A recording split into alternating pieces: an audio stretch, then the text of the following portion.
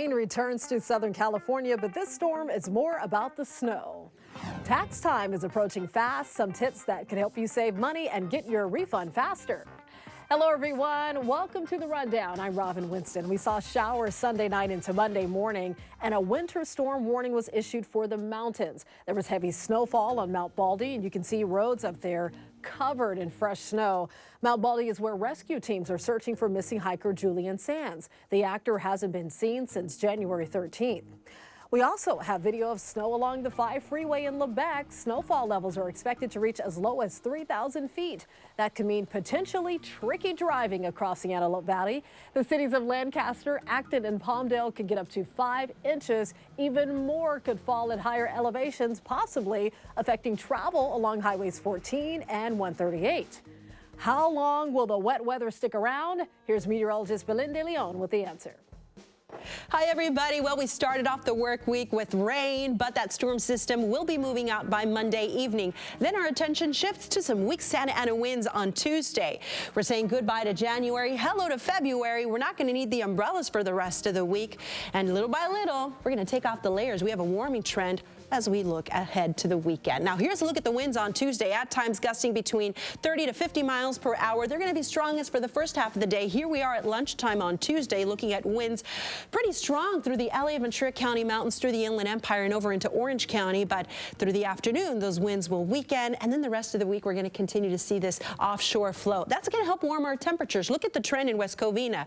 The work week started off in the 50s, 60s by Tuesday, and by the end of the week, we'll have highs in the 70s. Protests continue over the deadly police beating of Tyree Nichols.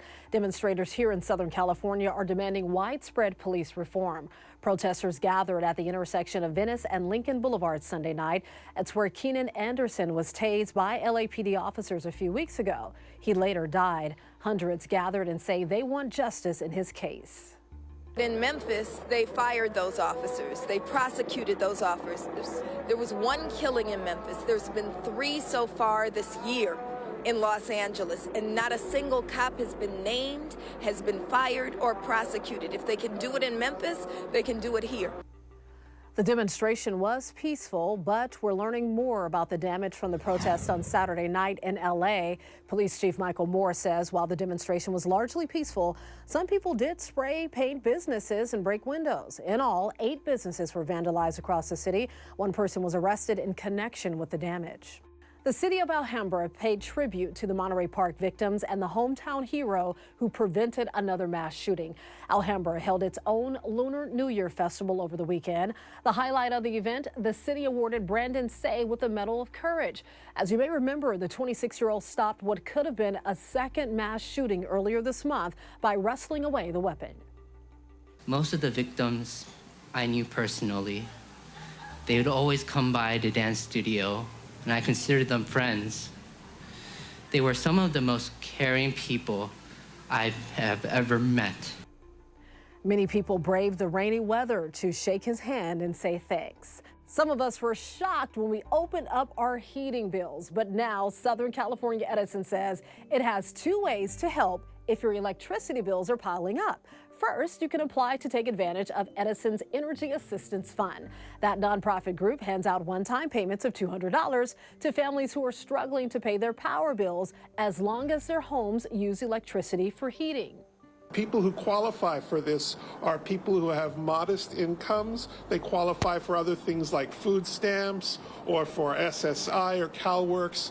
It's specifically for people of modest income who need help with their energy bills. Edison has also secured an additional $218 million in federal funding meant for families who have fallen behind on their payments. Credit should appear on your January or February bills if you have unpaid balances accrued between March of 2020 and December of 2021. And it's not just electricity costs. You're likely dealing with sky-high natural gas bills. Here are a few tips to help lower those bills. One easy way is to lower your thermostat 3 to 5 degrees. Also install caulking and weather stripping around your windows and doors.